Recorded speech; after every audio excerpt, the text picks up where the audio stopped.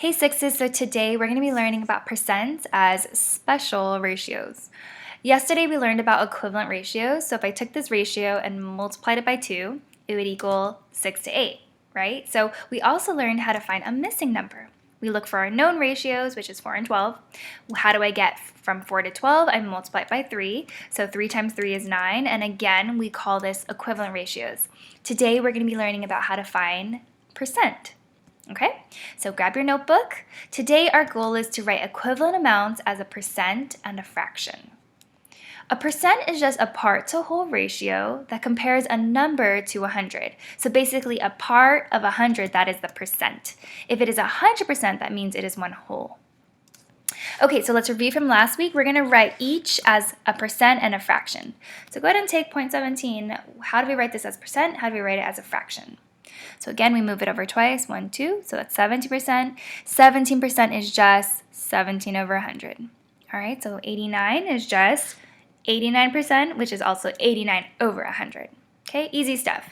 Today we're going to write each as a percent, and we're going to start with a ratio. So the number one rule is when you're writing a ratio as a percent, you just have to go 9 to 20 equals blank to 100. And that's all you have to do. Okay, so this looks familiar. It looks like an equivalent ratio from yesterday. So let's find our known ratios. So how do we get from 20 to 100?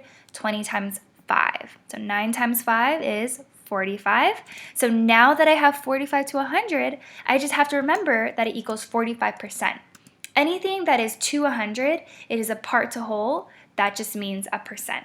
Okay, so if it's 60 to 100, that means it's 60%. Okay, do you understand how it's a part to whole ratio now? Okay, so go ahead and try letter B by yourself. So remember, it's 6 to 10 equals blank to 100. Okay, so I know my known ratios. I'm going to multiply 10 to get 100. So 6 times 10 is 60, which equals 60%. Okay, so letter C is a little different. I can't multiply anything by 80 to get 100. It doesn't work. Okay, so what you have to do is you turn this ratio, both ratios, into fractions. Okay, so 60 over 80 equals blank to 100, and we're going to be getting an equivalent fraction. So now the number one tip is you just have to reduce it to get a factor of 100. So factors we learned a few months ago, we know that factors are just numbers you multiply to get 100. 2 times 50 is 100, 4 times 25, okay? So let's start with 60 over 80, and we're just going to reduce it. Take out those zeros. We know that it equals 6 over 8 equals blank over 100. I can reduce it more by what number? I can reduce it by 2. So 6 divided by 2 is 3, 8 divided by 2 is 4. And now that I see that 4, I can multiply it to get 100. 4 times 25 equals 100. A good way to remember is just by quarters. There's 4 quarters in a dollar. So 3 times 25 is 75. So 75 over 100 equals 75%. Okay, so it's just going to take some repetition and practice to get used to doing this. So let's try this one by yourself. You're going to be doing 7 to 20 and 24 over 40. Okay, so pause the video. All right, for A, 7 to 20 equals blank to 100. I know that 20 times 5 is 100, so 7 times 5 is 35. So I know that 35 to 100 is 35%. That one was easy. This one was a little trickier. So 24 over 40 equals blank to 100. I'm going to reduce these. I'm just going to reduce them by 2. All right, so 24 divided by 2 is 12. 40 divided by 2 is 20 equals blank to 100. So I can multiply this both. 20 times what is 100? 20 times 5 is 100, and 12 times 5 is 60. So that makes 60%.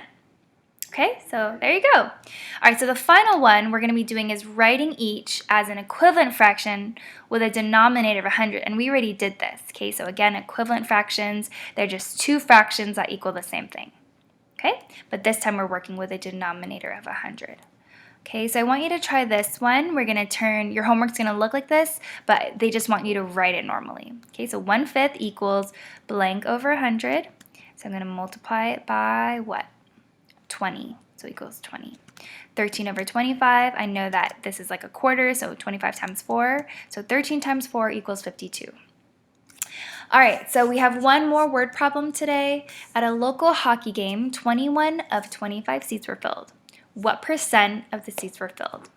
Okay, so you just have to make it either a ratio or you can make it a fraction. I'm just going to make it a ratio. So 21 to 25 equals blank to 100. So 25 times 4 is 100, so 21 times 4 equals 84.